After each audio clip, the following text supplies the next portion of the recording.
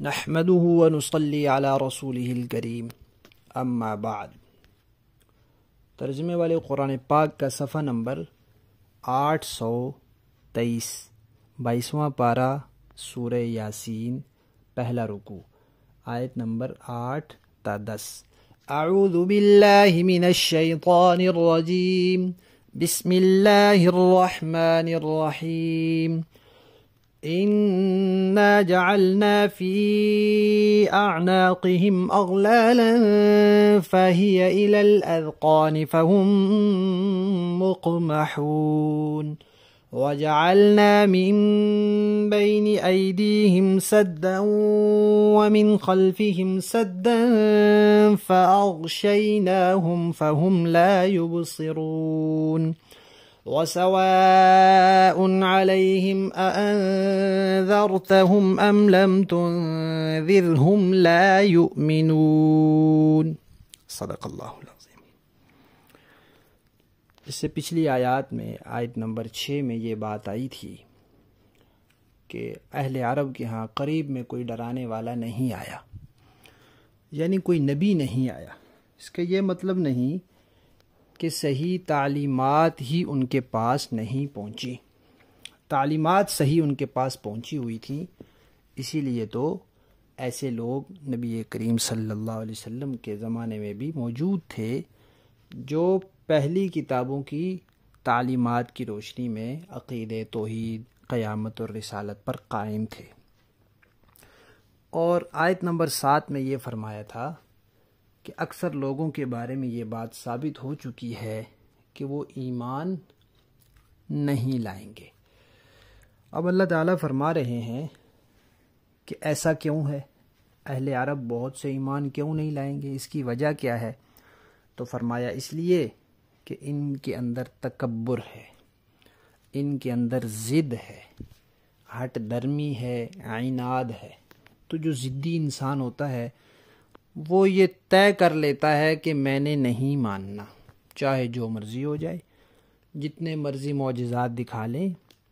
جیسے مرضی دلائل پیش کر لیں، ہمارے ہر اعتراض کا اچھے سے اچھا جواب دے دیں، ہم نے تو ماننا ہی نہیں ہے۔ ماننا تک وہ سننے کے لیے تیار نہیں ہوتے تھے، کہتے تھے کانوں میں انگلیاں ڈال لو جب قرآن پڑھا جائے،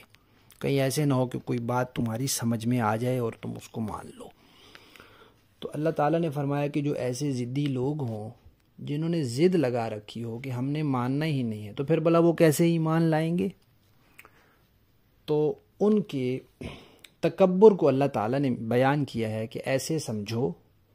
کہ کسی کے گلے میں طوق ہو، اور وہ طوق نے اس کے گلے کو اتنا گھیرا ہوا ہو کہ تھوڑی تک آ گیا ہو اور اس کا منہ اوپر کو اٹھ گیا ہو۔ اب جب منہ اوپر کو اٹھ جاتا ہے پھر انسان نیچے دیکھ ہی نہیں سکتا اور نیچے اس کو راستہ نظر ہی نہیں آتا۔ تو فرمایا ان کی یہ مثال ہے، تکبر اور ضد کی وجہ سے ان کی گردنیں اکڑ گئی ہیں اور یہ اب اوپر ہی اوپر دیکھتے ہیں، نیچے دیکھیں تو ان کو راستہ نظر آئے، یہ کوئی بات سمجھنے کی کوشش کریں تو ان کو سمجھ میں آئے، ماننے والے بنے تو ان کا فائدہ ہو۔ پھر فرمایا اور ان کی مثال ایسے سمجھو کہ کسی کے آگے بھی دیوار ہو، پیچھے بھی دیوار ہو اور اس کو ہر طرف سے ڈھانپ لیا جائے۔ جب کوئی اس طرح آگے پیچھے دیواروں کے درمیان کھڑا ہو جائے تو اس کو آگے پیچھے کیا نظر آئے گا؟ تو فرمایا یہ اس طرح ضد اور ہٹ درمی اور ان کے باپ دادے جس غلط عقیدے اور راستے پر تھے یہ اس پر پکے ہیں، تو پھر ان کو سیدھا راستہ کہاں سے نظر آئے گا؟ اللہ تعالیٰ فرماتے ہیں کہ اے پیغمبر صلی اللہ علیہ وسلم، ان کی تو یہ حالت ہے، آپ نے ان کو پیغام پہنچانا ہے، آپ کو بھیجا گیا ہے، اکثر لوگ نہیں مانیں گے، اور ان کے لیے برابر ہے کہ آپ ان کو ڈرائیں نہ ڈرائیں، معجزہ دکھائیں نہ دکھائیں، دلائل بیان کریں نہ کریں، قرآن سنائیں نہ سنائیں،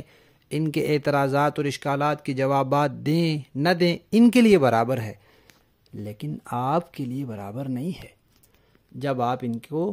دلائل سنائیں گے، معجزات دکھائیں گے، قرآن کی آیات پہنچائیں گے، آپ کی ذمہ داری پوری ہوگی، آپ کو اجر و ثواب ملے گا، آپ کے درجے بلند ہوں گے، اور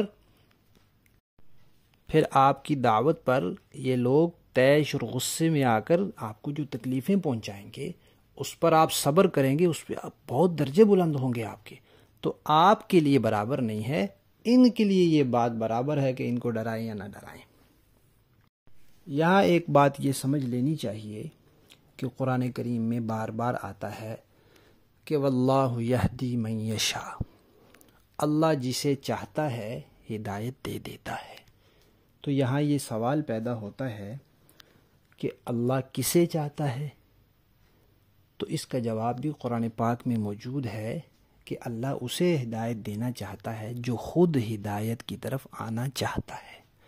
تو بات بالآخر انسان کی اپنی چاہت اور اپنے دل پر ٹکتی ہے کہ جو انسان ضد، تکبر اور عناد نہیں اپناتا، بات آتی ہے اس کو سمجھنے کی کوشش کرتا ہے، انصاف کی نظر سے دیکھتا ہے، انصاف سے فیصلہ کرتا ہے، تو اللہ تعالیٰ بھی اس کو حق تک پہنچا دیتے ہیں، سیدھے راستے پر پہنچا دیتے ہیں۔ اور اگر کوئی ضد اور عناد اختیار کرتا ہے تو وہ پھر خود ہی نہیں چاہتا، تو جو خود نہیں چاہتا پھر اللہ بھی نہیں چاہتے کہ یہ ہدایت پر آئے، اس لیے کہ اللہ تعالیٰ زبردستی کسی کو ہدایت نہیں دیتے۔ لفظی معنی دیکھیے، انا بے شک ہم نے، جعلنا بنا دیے، ڈال دیے، فی اعناقہم، فی کا معنی ہوتا ہے میں، اعناق عنق کی جمع ہے، عنق کہتے ہیں گردن کو، اعناقہم ان کی گردنوں میں، اغلالن توق، ہم نے گویا کہ ایسے سمجھو کہ ہم نے ان کی گلوں میں توق ڈال دیے۔ کس چیز کے توق؟ وہ ان کا تکبر جو ہے، ان کی ضد جو ہے۔ فہیا پس وہ توق الاذقان وہ ان کی ٹھوڑیوں تک ہیں، فہم تو وہ لوگ مقمحون سر ان کے اوپر کو اٹھے رہ گئے ہیں، اب نیچے نہیں ہو سکتے کہ راستہ نظر آئے۔ وجعلنا اور اللہ فرماتے ہیں ہم نے بنا دی، من بین ایدیہم ان کے آگے، سدن ایک دیوار، ایک آڑ، ومن خلفہم اور ان کے پیچھے بھی، سدن ایک دیوار، فاغشیناہم تو اس طرح ہم نے ان کو ہر طرف سے ڈھانپ دیا، فہم لا یبصرون اب وہ دیکھ ہی نہیں سکتے۔ وسواء اور اے پیغمبر برابر ہے، علیہم ان کے لیے، اانذرتہم آپ ان کو ڈرائیں، ام یا پھر لم تنذرہم آپ ان کو نہ ڈرائیں، لا یؤمنون یہ ایمان نہیں لائیں گے کیونکہ یہ ضدی لوگ ہیں۔ تو نتیجہ یہ نکلا